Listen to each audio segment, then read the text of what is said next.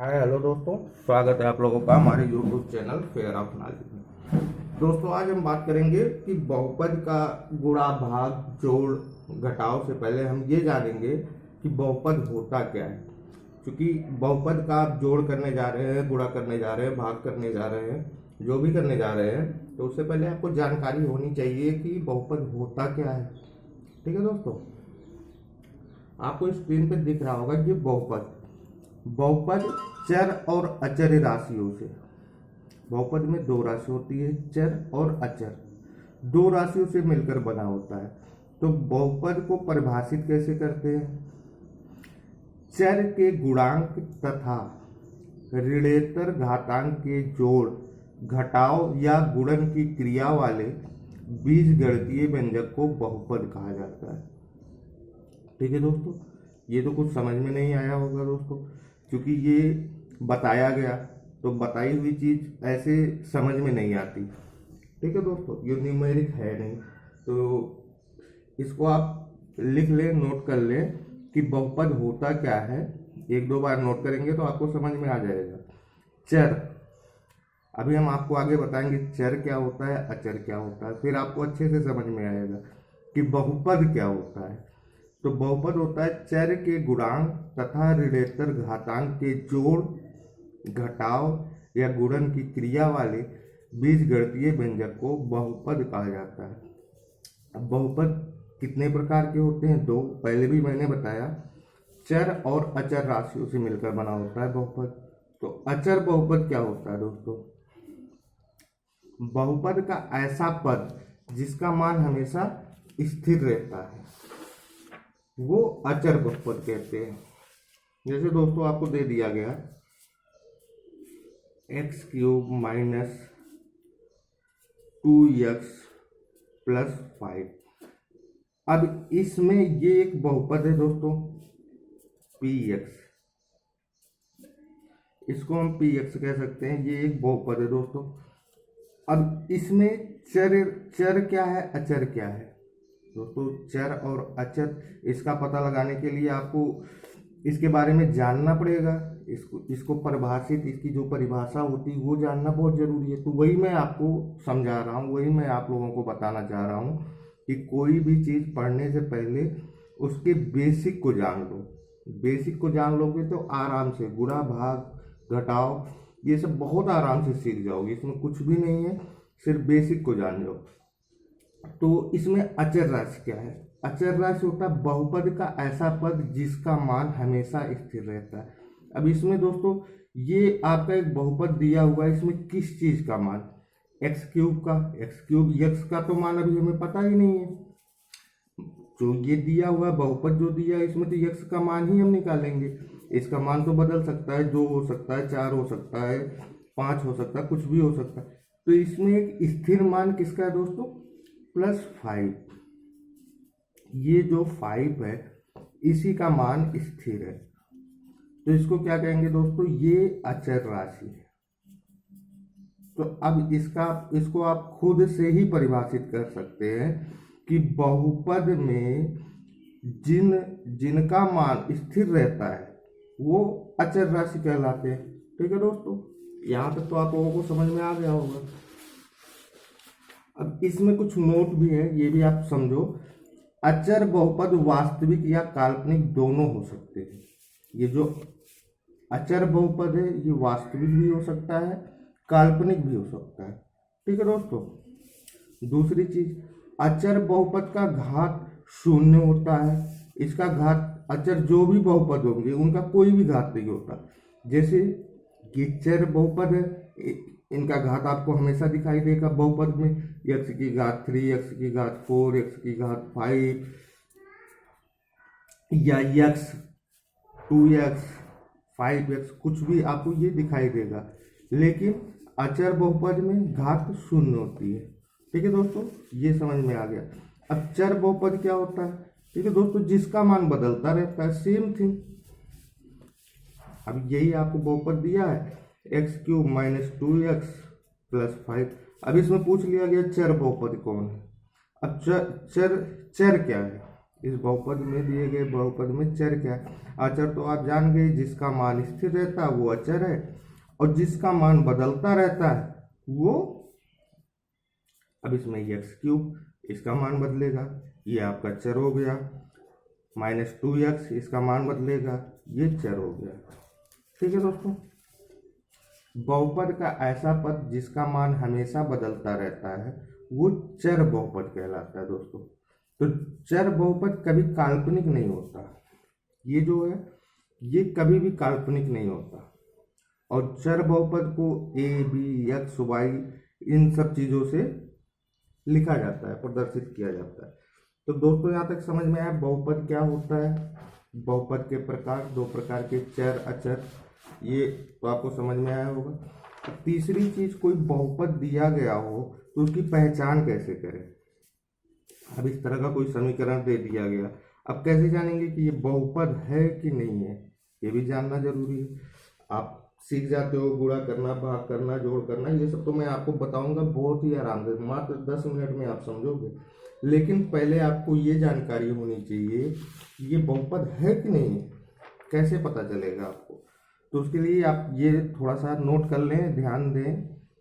यदि किसी व्यंजक के सभी पदों का घात एक धनात्मक पूर्णांक, जैसे x³ अभी हमने बात किया था, -2x + 5। अब इसमें घात, घात का मतलब जानते हो, यक्स के ऊपर जो पावर हो, यक्स के ऊपर जो लिखा हो उसी को घात कहते हैं। घात सभी धनात्मक पूर्णांक हो, मतलब इसमें यक्स की घात 3 है, इसमें यक्स की घात 1 है, तो मतलब घाते पूर्णांक में है, तो ये एक बहुपद है, तो वो बहुपद कहलाता है। ठीक है दोस्तों।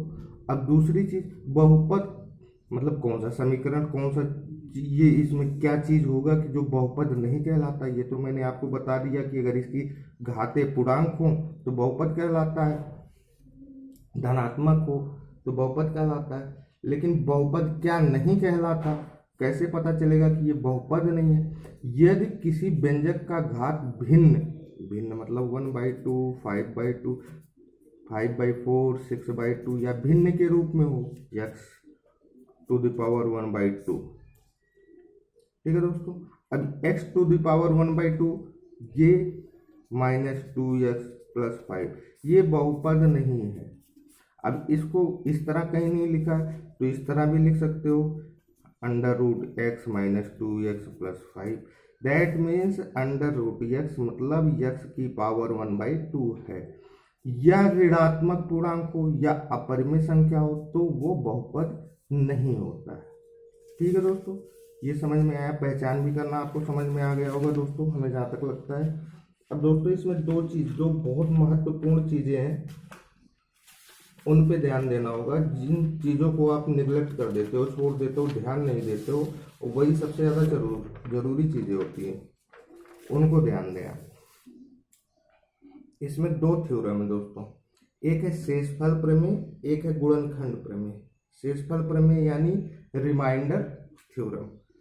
अब शेषफल प्रमेय क्या है, पहले इसके बारे में जान लो। शेषफल प्रमेय पढ़ने जा रहे हो तो इसके बारे में जान लो। यदि px बहुपद हो, मतलब कोई बहुपद दिया हो उसको हम px मान लिए, जिनका घात n greater than 1 मतलब एक से बड़ा हो, जिसकी घात मतलब x⁴ x³ x4 इस तरह हो, कोई x - a से भाग दिया जाता है तो शेषफल pa होता है। ठीक है दोस्तों।